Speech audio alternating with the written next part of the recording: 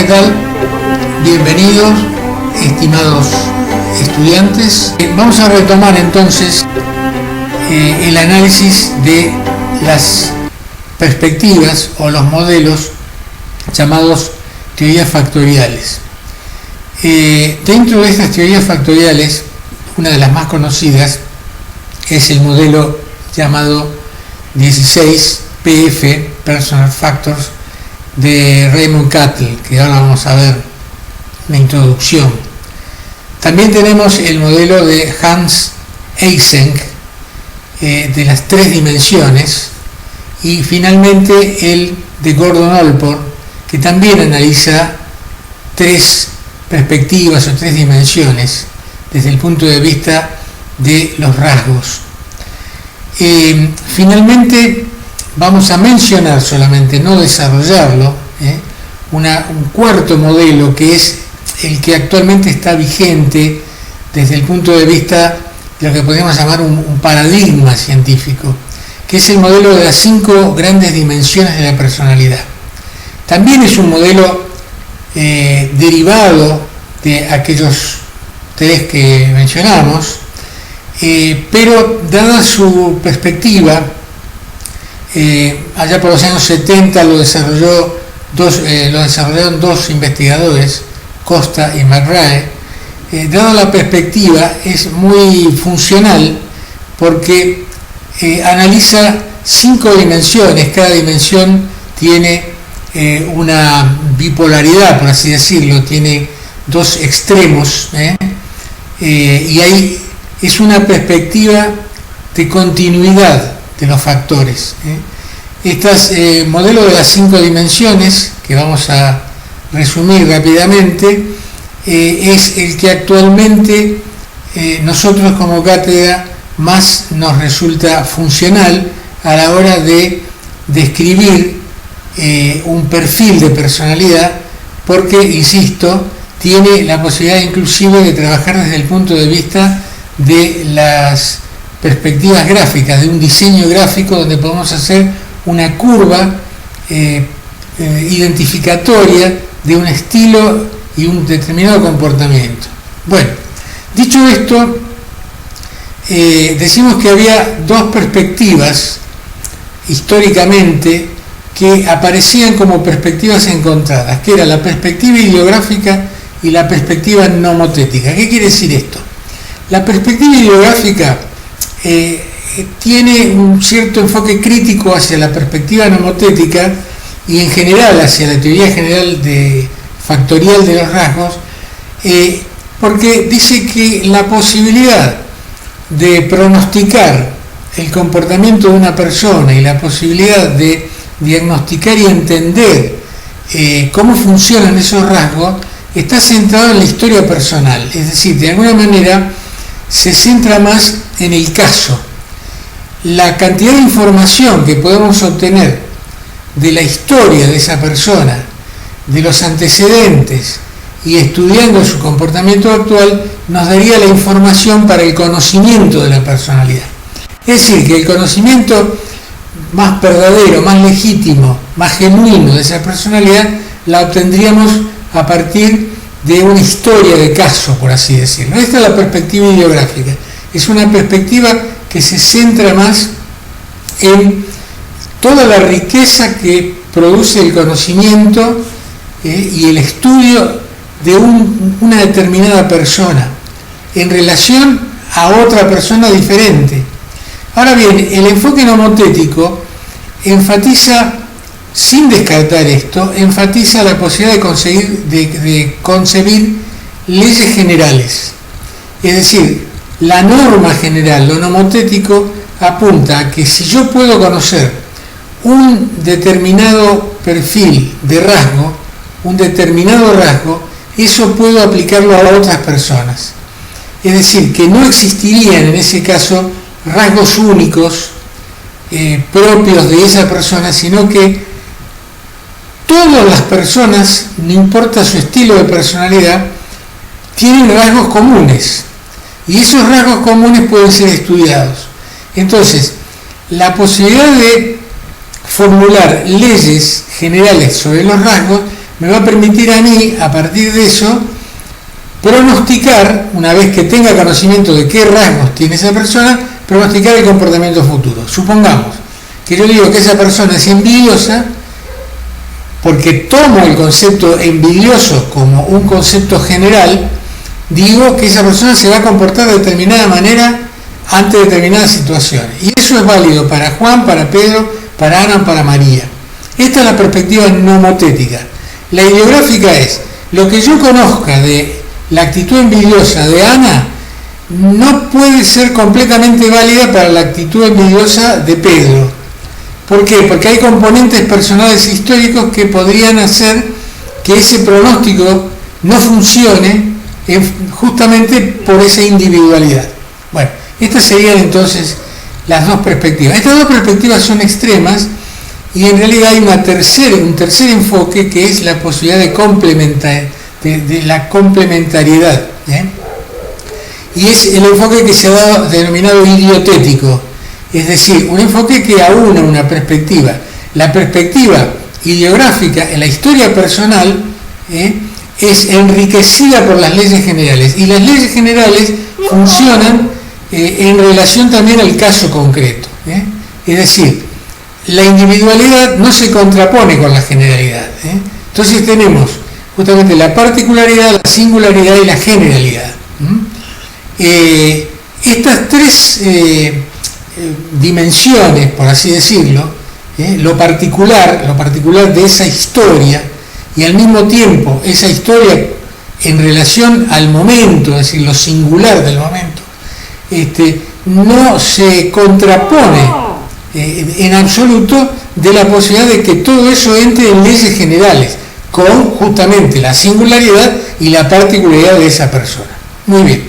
Dicho esto, entonces, vayamos rápidamente a la teoría de los rasgos de Gordon Allport. En 1936, Gordon Allport encontró que un diccionario contenía más de 4.000 palabras para describir diferentes rasgos de personalidad, por lo que caracterizó estos rasgos en 3 dimensiones. Esas 3 dimensiones las llamó la dimensión cardinal, o los rasgos cardinales de personalidad. Allport entendía que eran rasgos totalmente excluyentes y totalmente irrepetibles, vinculados a un personaje determinado.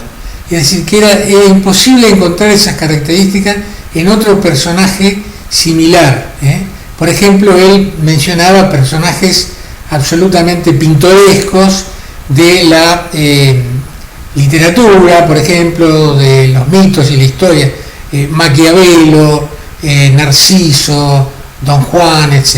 Es decir, personajes absolutamente irrepetibles. Eso llamó rasgos cardinales. En realidad tiene una relativa importancia para nuestro enfoque. Lo que tiene para nosotros más importancia es lo que él llamó rasgos centrales de personalidad. Estos rasgos son justamente aquellos que hacen que uno describa a la persona a partir de la repetición de determinadas actitudes. Por ejemplo, decimos que es un hombre honesto, tímido, ansioso, inteligente y demás. Y los rasgos secundarios dice que son actitudes frente a situaciones contingentes o circunstancias específicas.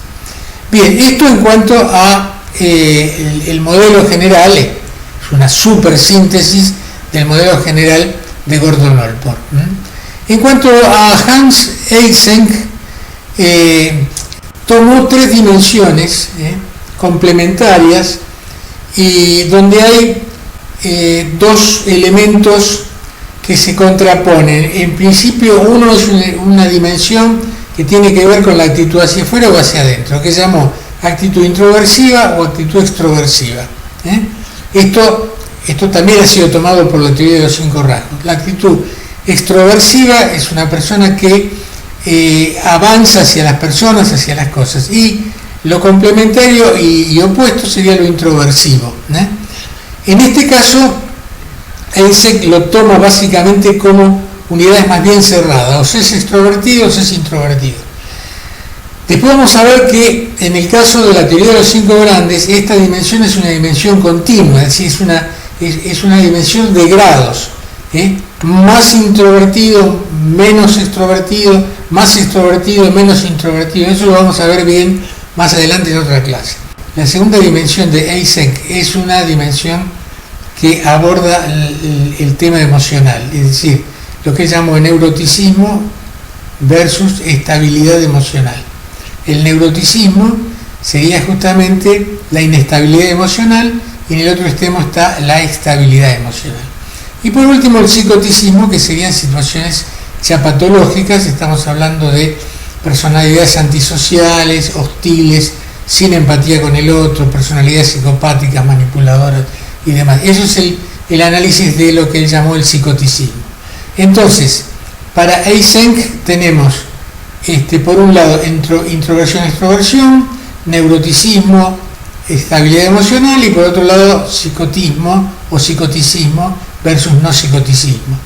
Bien, finalmente vamos a la perspectiva de Raymond Cattell, que es una de las perspectivas más rigurosas desde el punto de vista de la teoría factorial. Él toma las 4.000 palabras que exploró Gordon Allport y lo reduce, empieza a reducir usando el método factorial, empieza a reducirlo y llega a 171 rasgos. 171 rasgos. De esos 171 rasgos, finalmente vuelve a hacer una reducción, vuelve a hacer una reorganización por características comunes y llega a 16 factores claves. El modelo de él se conoce como el modelo de 16 PF, Personal Factors. Estos factores, entonces, vamos a mencionarlos simplemente, estos 16 factores generales, o sea, rasgos que están condensados en factores generales. Son abstracción, preocupación, dominancia, estabilidad emocional, vivacidad, apertura al cambio, perfeccionismo, privacidad, razonamiento, conciencia normativa, confianza en uno mismo, sensibilidad, atrevimiento social, tensión, vigilancia y calidez. Y ustedes, como pueden ver ahí, están observando, cada uno de estos factores a su vez tienen polos, son polaridades. Por ejemplo, para tomar algo, el factor 4, estabilidad emocional, tendríamos en un extremo el calmado y en otro extremo el inestable. En confianza, el número 11, confianza en uno mismo, autosuficiencia en un extremo, en el otro extremo dependencia. En vigilancia, número 15, desconfiado en un lado, confiado en el otro, y así. Bien, como ven, son todos polos que son como polos cerrados, es decir, son lo que se llaman discretos. A diferencia de la teoría de los 5 grandes, la teoría de los 5 grandes, que son polaridades continuas, hay una continuidad de las polaridades. Vamos a mencionar justamente la teoría de las 5 grandes dimensiones, toma justamente dimensiones de continuidad donde son relativas. ¿Por qué? Porque en uno de los polos estaría la extroversión absoluta, cosa que en verdad no es posible, y en el otro la introversión absoluta, cosa que en la vida real tampoco es posible. Es decir, son simplemente polaridades de referencia. Después hay toda una continuidad, en el eje, digamos, de las abscisas hay toda una continuidad. La primera dimensión es lo que llamamos dimensión interno-externa o extroversiva, introversiva, lo que yo llamo impansividad o expansividad versus impansividad, es decir, hacia el objeto. También se puede llamar dimensión objetal, hacia el objeto o en rechazo del objeto, en distancia del objeto. La segunda dimensión, la emocionalidad, más emocional, menos emocionalidad. Esto es lo que se conocía en el otro modelo como neuroticismo, es decir, más emocional, muy emocional, poco emocional. La tercera dimensión, también siempre en ejes horizontales, es la sociabilidad, muy sociable, poco sociable. no existe la no sociabilidad. La no sociabilidad está muerto el hombre. La cuarta es la experiencialidad, es decir, el uso de la experiencia, la apertura a la experiencia. Soy una persona muy abierta a la experiencia o poco abierta a la experiencia.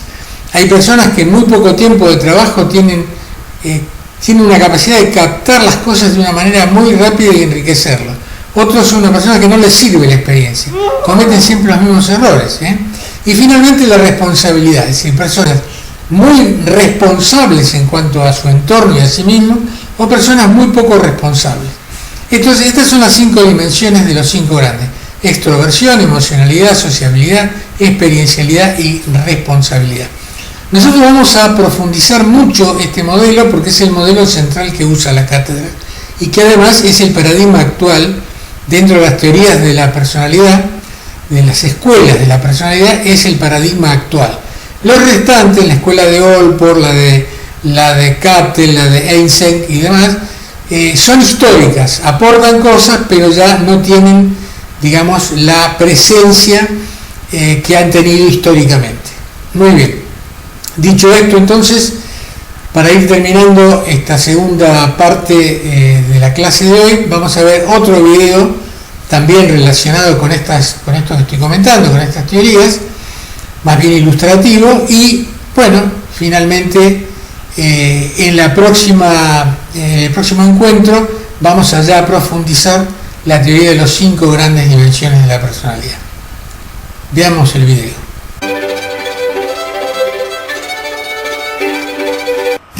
Hay algunas personas que prefieren entornos tranquilos, la compañía de pocas personas y tienen una clara tendencia a la introspección, mientras que otras prefieren las fiestas, grupos grandes de personas y necesitan la estimulación constante. Pero la pregunta del millón es, ¿quién tiene ventaja en el mundo actual? ¿La persona introvertida o la persona extrovertida? Carl Gustav Jung, psiquiatra, psicólogo y neurólogo suizo, fue quien utilizó los términos introversión y extraversión en su libro Tipos psicológicos, publicado en 1921.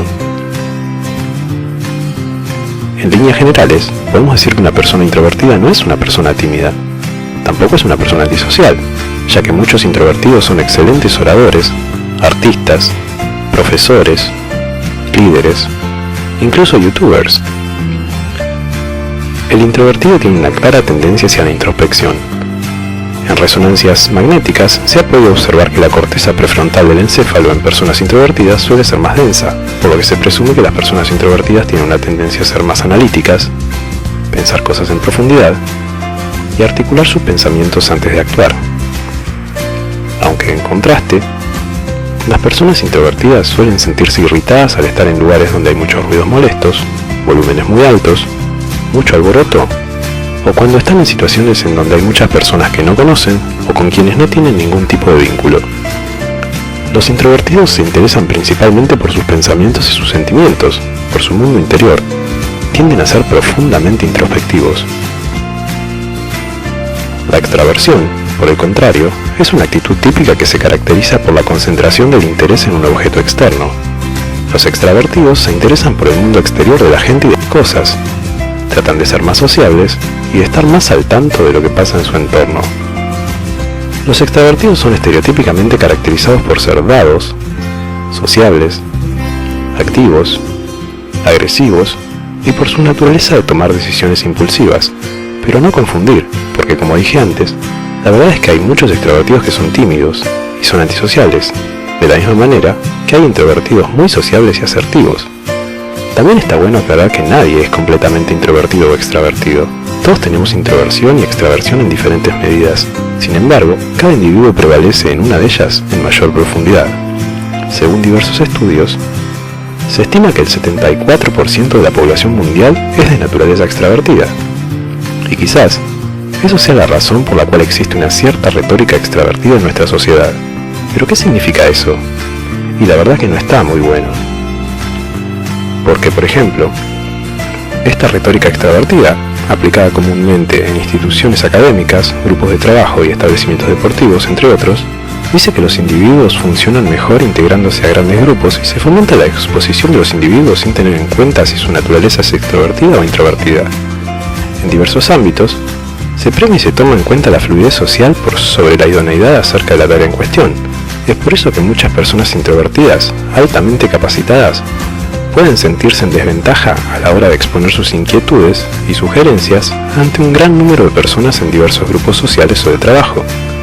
Mientras que estos esquemas de trabajo e interacción suelen beneficiar a las personas de naturaleza extravertida, los introvertidos logran integrarse, pero ¿a qué costo? Hablando de ventajas, a simple vista pareciera ser que los extravertidos llevan la delantera, ya que tienen una gran tendencia a ser más abiertos, suelen energizarse en compañía de otras personas y también están siempre ante la búsqueda de nuevas experiencias. Suelen aburrirse con facilidad, sentir atracción hacia muchedumbres, pero principalmente suelen ser asertivos y responden más rápidamente a estímulos externos. También son opinólogos por excelencia. Pero la realidad, y lejos de los estereotipos anteriormente mencionados, es que muchos líderes, personas de ciencia, artistas, inclusive doctores y músicos, son de naturaleza introvertida. ¿Pero por qué se da esto? Porque la persona de naturaleza introvertida suele articular mejor sus pensamientos antes de hablar, a diferencia de la extrovertida que suele pensar en voz alta o hablar para pensar. En definitiva, ninguno de los extremos del espectro de la personalidad llevan la delantera, sino quienes se encuentran cerca del centro logrando una armonía entre la extraversión y la introversión parecen ser quienes logran sacarle mayor provecho a la manera en la que interactúan con el mundo que los rodea.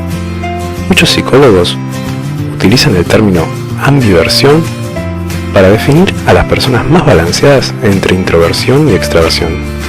Según varios estudios realizados en Estados Unidos, los empleados de departamentos de atención al cliente que han tenido niveles más altos de productividad se consideran dentro de esta área del espectro conocida como ambiversión, aunque en el mundo del arte, más específicamente del drama, la música y la literatura, como así también en las ciencias sociales como la sociología y la psicología, o naturales como la medicina y la biología, también la ingeniería, los introvertidos parecen tener un pequeño margen de ventaja por sobre los extravertidos. En cambio, en las ciencias políticas, jurídicas, de la comunicación y demás, los extravertidos tienen una clara ventaja. Los extravertidos también suelen destacarse en carreras como hotelería y turismo, gastronomía, modelaje, moda y en gran cantidad de deportes. Lo fundamental es conocerse y quererse mucho, liberarse de los prejuicios y conocer nuestros límites para poder actuar con el mundo que nos rodea en forma sana y auténtica y así poder enriquecer aún más nuestra experiencia humana.